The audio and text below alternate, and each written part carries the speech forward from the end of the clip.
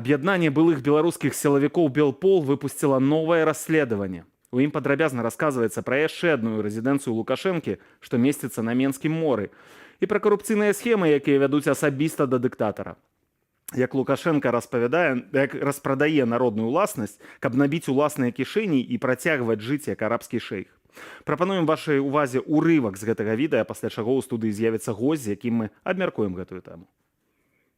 Речь в нашем фильме сегодня пойдет о жилищном комплексе «Восток». Ну, так он называется официально.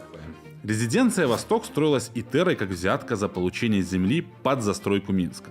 Как только резиденция была сдана, Итеру от застройки Минск-Мир отлучили, возбудили дела на ее руководителя, и в конечном итоге Итера Бел в Республике Беларусь прекратила свое существование. Второе. Да, резиденция «Восток» принадлежит Лукашенко, так как лишь он имел право выделить Итере землю. К самой резиденции проведена линия правительственной связи. Допуск на территорию согласовывается со службой безопасности Лукашенко. И на территории резиденции стоят такие же взятки, как и сама резиденция. То есть автотранспорт, который якобы подарил Алексин и Воробей. Третье. Стройку передали Дана Холдинг. А мы знаем, как Дана Холдинг связана с Лукашенко. В качестве дополнительной социальной нагрузки за землю в Минске Дана Холдинг получила и резиденцию «Восток». Фактически Дана Холдинг стала кошельком резиденции, главным инвестором и главным надсмотрщиком за всей территорией. Отныне проблемы или желания резиденции стали законом для Дана Холдинг. Резиденция является своего рода прачечной, где конечным бенефициаром выступают как режим, так и Дана. Дана Холдинг по специальному указу Лукашенко без аукциона получила под застройку более 300 гектаров земли в Минске и беспрецедентные льготы. Многолетнее освобождение от налога на прибыль, проведение работ по подготовке территории, строительству коммуникаций и благоустройству за счет бюджета города Минска. Таким образом, империя братьев Каричей только снимает сливки без особенных затрат, выделяя часть от баснословной прибыли на личные нужды семейства Лукашенко. Резиденция «Восток» — это самая большая взятка, которую получил Лукашенко. Существование этой взятки обеспечивается другими взятками – машинами, тракторами, квадроциклами, трициклами от кошельков Лукашенко. Также обеспечивается эта взятка коррупцией в виде фиктивных контрактов на уборку территорий домов в жилищном комплексе Минск-Мир, который никто никогда не убирал. Все это уходит на офшорные счета мимо государственного бюджета, в нарушении всех возможных законов, даже тех, что писались конкретно под одного человека. Все то, о чем мы вам сегодня рассказали, все то, что мы сегодня вам показали, это преступление. Преступление режима Лукашенко, за которое рано или поздно, в довесок к репрессиям, но придется нести ответственность, придется отвечать. Ось у студыю завітаў Владимир Жыгар з ініцыятывы Белпол. Добрый вечар. Добрый вечер. Ведаеце, я паглядзеў цалкам гэтае расследаванне. Нашых гледачоў, дарэчы, заклікаю, калі яны яшчэ не бачылі, уключыць яго, зайсці на YouTube-канал Белпол і паглядзець яго цалкам. Это 50 хвілінаў, сапраўды вельмі цікавае. Для мяне, для чалавека, які даўно і вельмі так займаецца гэтай тэмай як бы глыбока, новым і цікавым у тым, што я пабачыў, было тое, што хіба што ўпершыню вам удалося дакументальна пацвердзіць, што вельмі блізка да Лукашэнкі прыносяцца хабары, што ён фактычна фінансуецца нейкімі падстаўнымі схемамі. Раней гэта было недзе там далёка, недзе праз нейкіх кашалькоў, алігархаў, тут канкрэтна несуць на ягоную рэзідэнцыю. А што для вас было самым галоўным у гэтай гісторыі, самым цікавым адкрыццём? Ну вот это по сути и было, потому что изначально мы думали, что это будет такая достаточно в какой-то мере стандартный материал, расследование, где мы будем рассказывать о ёршиках золотых там, или полотенцедержателях золотых. Но в одном документе еще в самом начале мы обратили там внимание на такую сносочку, где речь шла о Дана Астра. И это нас очень серьезно заинтересовало, и мы начали продолжать именно развивать эту тему. И потом мы поняли, что вот эти все наполнения, машины, там какие-то там тумбочки прикроватные, это, конечно, здорово и интересно. Но тут видна схема. И это да, впервые мы показываем эту схему, как это все работает. И по сути это только маленькая часть. Сама схема, она, конечно, похожа. Все то, что делает Лукашенко, в принципе, это вот очень похоже вот на это. Где подставные фирмы, где вроде бы как резиденция не моя, но она его. И это все взятки, которые он нехотя, но берет, но не могут они принести ему условно чемоданы денег. Но они знают, что есть, например, какой-то прескурант, там, например, резиденции, кто побогаче, кто немножко победнее, машины, там, Тесла, там, запорожцы какие ему покупают, трактора, строят. Он знает про это, ему докладывают, что строят эту резиденцию, ему докладывают о том, что она финансируется. И потом, когда подсовываются бумажки необходимые, он их подмахивает, потому что он знает, что в принципе за это уже заплачено. Так вось пра падмахванне Лукашенко раздае дзяржаўную зямлю ў самым цэнтры Менску сербскім дзельцам.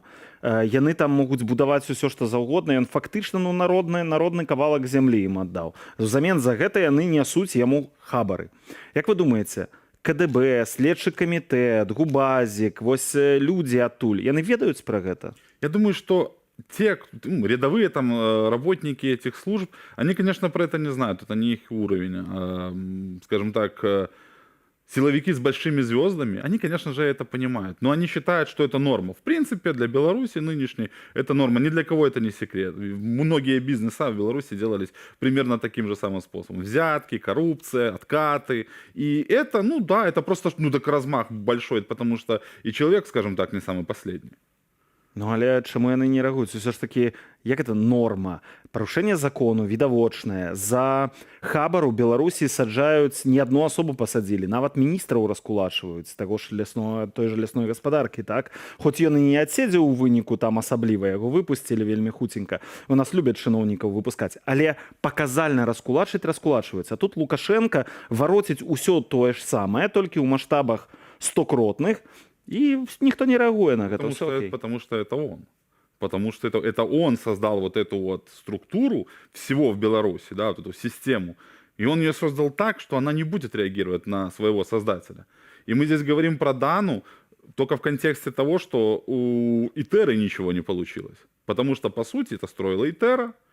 Она должна была и застраивать Минск, но не получилось. И это отдали Дания. И, в принципе, Дану это, конечно же, устраивало. Это возможность зарабатывать деньги. Ну, а резиденцию «Восток» в лице ОАО «Восток Properties Management» это тоже устраивало, и режим в том числе. Як вы думаете, ваши былые коллеги, милицианты, вось люди, як вы кажете, з зорками ніжэй, так, не з генеральскими зорками, калі яны побачаць гэтую гісторыю, што яны падумаюць? Яны повераць увогуле ў яе? Хоть там документы ёсць и все остальное? Ну, я очень хотел бы, чтобы они в это поверили. Я очень хотел бы, чтобы они, посмотрев вот этот фильм, они что-то поняли. Что они поняли, кого конкретно они защищают. Они защищают Лукашенко, потому что вот Восток, потому что есть 18-я резиденция с душевыми впечатлениями и прочими интересными вещами, которые для котиков и собачек. Но, скорее всего, у них уже внутри вот это засело, что это все фальшивка, сделанная в Польше, и все эти документы можно в фотошопе сделать. Они будут отгонять от себя эту правду, потому что жить вот с той правдой, которую мы показываем, максимально неудобно. Получается, у тебя немножко в голове такой диссонанс происходит. То для кого вы это робите? Мы это делаем для белорусов. Они должны понимать, что, во-первых, ничего не заканчивается, что через 3,5 года репрессий, чисток, все равно из системы льется хорошо, как мы все видим, да, система не монолитна. И да, может быть, небольшой процент мы закидываем, скажем так, различного рода силовикам, чтобы они посмотрели и увидели, за что они могут в тот или иной момент пролить там кровь, например, либо за что они борются, каковы идеалы вот режима Лукашенко. Это он им рассказывает о том, что Бреста до Владивостока, мы тут единое государство, там прошлое. Конкретно человек держится за такие огромные деньги, за те возможности, которые ему открываются, пока он находится, скажем так, во главе всего этого, вот, всей этой схемы. Ну, это цікава. Адзінае, што калі вы кажаце вось, што, напрыклад, там сілавікі не павераць і так далей, што это ў першую чаргу для людзей. Мне цікава, вы узгадалі таксама, што крыніцы ёсць, з якіх перадаецца гэтая інфармацыя. Я правільна вас зразумеў, што ёсць у Беларусі нехта, хто вам перадае гэтыя дакументы, ёсць людзі з доступамі да такіх дакументаў, якія з вамі дзеляцца імі? Эти материалы обрабатывались, наверное, ну так, чтобы не соврать, с сентября. Мы с сентября просто мы закончили обработку этих материалов, и мы ждали, мы смотрели. И мы смотрели может быть, что-то новое придет, какая-то динамика будет. И сейчас уже пришло время, что, почему бы нет? Потому что было бы как бы не очень интересно, если бы мы показали бы резиденцию номер 18 «Душ впечатлений», и тут же самое приходит резиденция «Восток». Хотя, опять-таки, «Восток» — это немножко другое. «Восток» — это схема, как это все работает в режиме Лукашенко, только в миниатюре. Ну, это унікальна. Менавіта таму я раю вельмі моцна нашым гледачам паглядзець гэтае расследаванне, бо гэта сапраўды нешта новае. Гэта не проста пра чарговую рэзідэнцыю і як яна выглядае ўнутры, хаця гэта там таксама ёсць і мэбля з Італіі, і канапы і фатэлі па 12 000 еўра, і тумбачкі па 2000 еўра. Там гэта ёсць, але схема менавіта, як даюць Лукашэнку хабар. Як вы думаеце, навошта Лукашэнку ажно столькі рэзідэнцыю? Я вось... У адным Менску, дарэчы, месцаў, дзе ён можа пераночыць, як ягоныя афіцыйна там рэзідэнцыі лечыцца, каля дзесятка. Вось, нават са старымі яшчэ савецкіх часоў. Я проста пра што думаў. Ягоны сябар, былы дыктатар Іраку, Саддам Хусейн, ён ніколі не ночыў 2 ночы запар у адным тым жа месцы. Ён заўсёды перамяшчаўся ў розныя месцы, бо баяўся, што яго заб'юць. Тут можа быць падобная гісторыя, бо я не магу патлумачыць, навошта чалавеку 18 рэзідэнцый. Наверное, чтобы это объяснить, нужно быть Лукашенко.